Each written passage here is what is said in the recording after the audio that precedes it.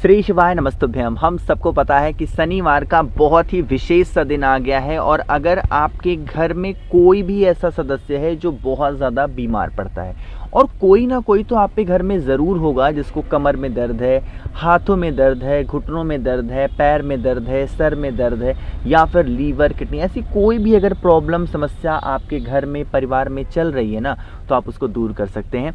इसके लिए बस आप लोगों को एक बूंद सरसों के तेल से एक छोटा सा उपाय करना है। बस आपको अपनी नाभि में लगाना है।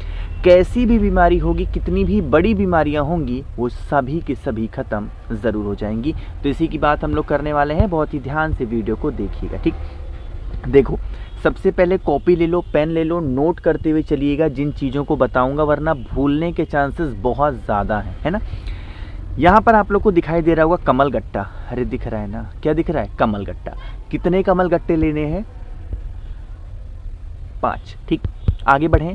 कमल गट्टे के बाद में हम सभी को काली मिर्च लेनी है। कितनी लेनी है? 5। अब यहाँ पर एक ऑप्शन है, आप चाहो तो काली मिर्च ले सकते हो या आप चाहो तो लौंग ले सकते हो। दोनों नहीं लेना है, या 5 लौंग लेना है या 5 काली मिर्च लेनी है।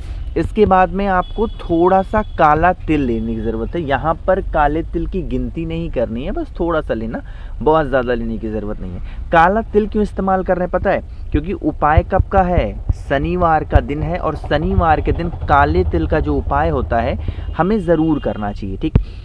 अब एक छोटा सा कोई सा भी तांबे का पात्र ले लो, उस तांबे के पात्र में जल भर लो और बीमारी के लिए जब कभी भी उपाय करते हैं तो जल के अंदर गंगा जल डालते हैं, है ना।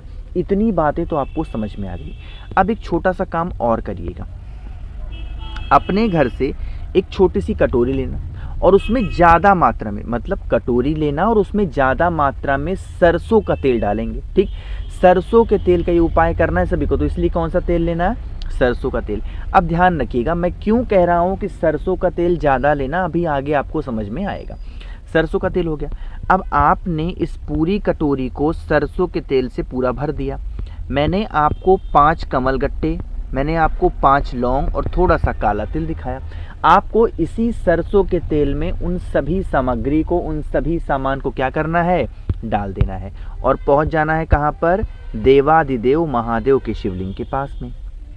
समझ रहे हो ना। यहाँ पर पहुंचने के बाद में अब एक छोटा सा और नियम है ना।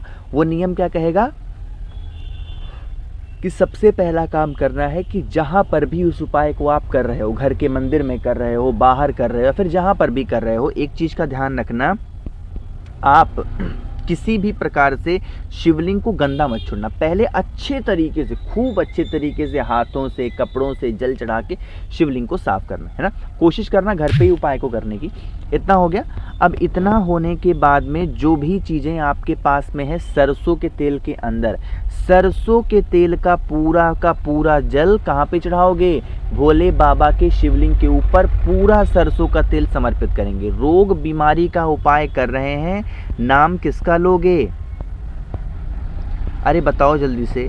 कुंद केशवर महादेव के नाम से सरसों का तेल पूरा चढ़ाना। यही तेल बहता बहता बहता जलाधारी से नीचे गिरेगा।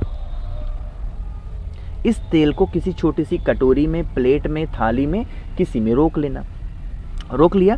रोकने के बाद में अब आप उस सरसों के तेल को उठाना, आपके घर के अंदर लेके चले जाना और फिर महादेव के शिवलिंग के ऊपर 1 लोटा शुद्ध जल तांबे के लोटे से श्री शिवाय नमस्तुभ्यम का जप करके चढ़ा देना, ठीक।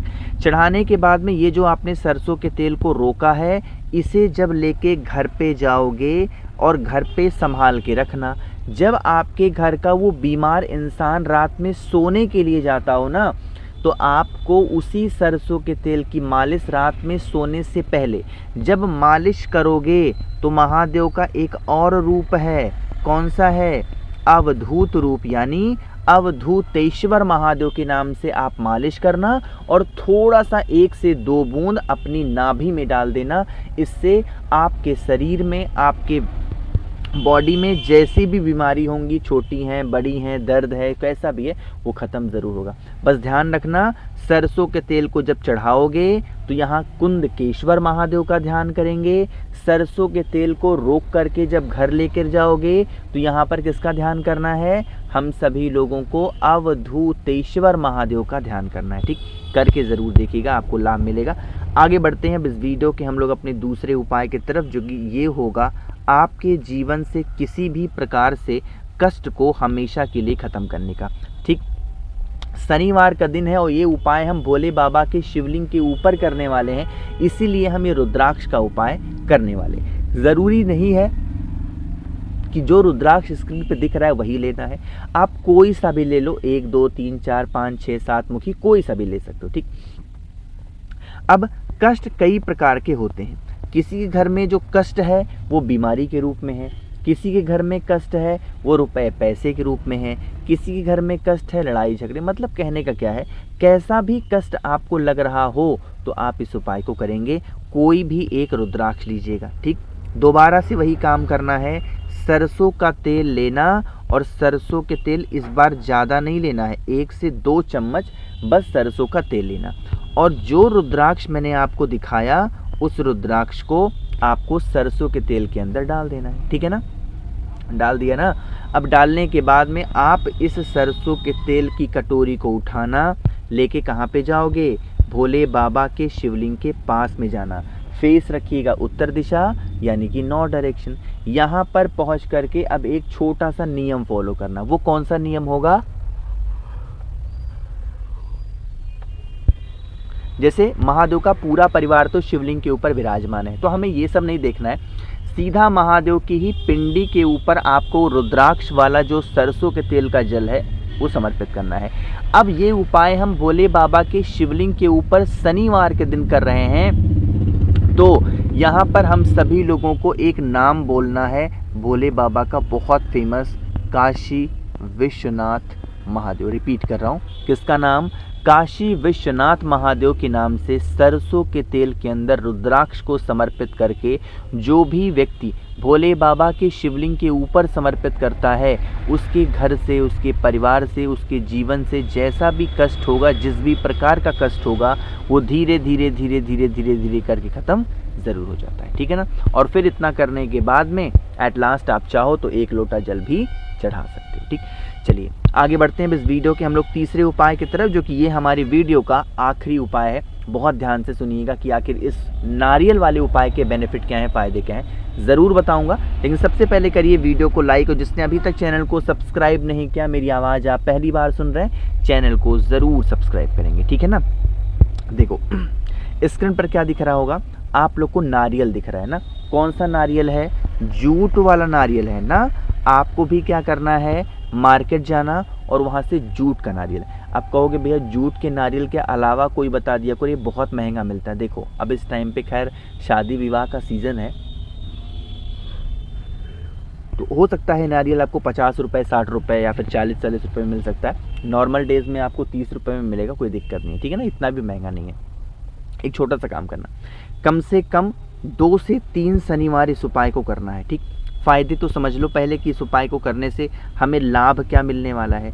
जैसे आपके फैमिली में, आपके परिवार में कोई ऐसा सदस्य होगा, है ना, जिसको किसकी लत होगी, पैसे की। पैसे की लत का मतलब क्या हुआ कि पहले तो आपके पास में पैसे बहुत हुआ करते थे, फिर जो व्यक्ति घर का है उसने वो सारे पैसे डुबा दिए, चाहे वो जुए में डुबा दिया, चाहे शराब में डुबा दिया या कर्ज में डुबा दिया।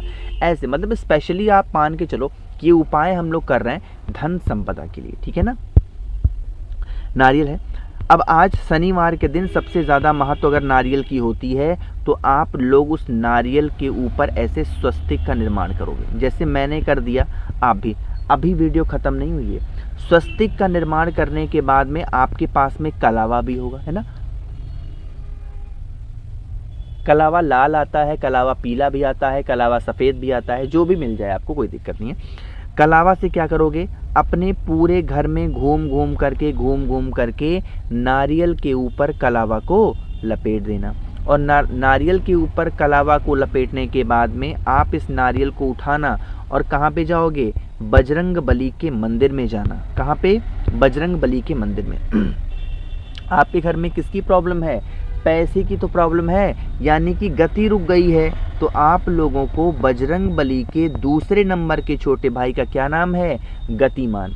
उन्हीं का ध्यान करते हुए, स्मरण करते हुए नारियल को बजरंगबली के पास में छोड़ करके और आपको चले आना है। ध्यान रखिएगा, नारियल को वापस लेकर के नहीं आना है, नारियल को वहीं पर छोड़ करके और फिर आपको आना होगा। करके देखिएगा, आपके घर से, परिवार से सारे कष्ट खत्म ज़रूर होंगे। बाकी मैंने कोशिश की आप सभी को सब कुछ अच्छा बताने की। कोई चीज़ें समझ में ना आई हो, नीचे कमेंट सेक्शन में पूछिएगा। मेरे जितने भी भाई बहन आवाज़ पहली बार सुन रहे हैं, चैनल को ज़रूर सब्सक्राइब करेंगे और वीडियो को लाइक सभी को करना है। श्री शिवाय, नमस्तुभ्यम।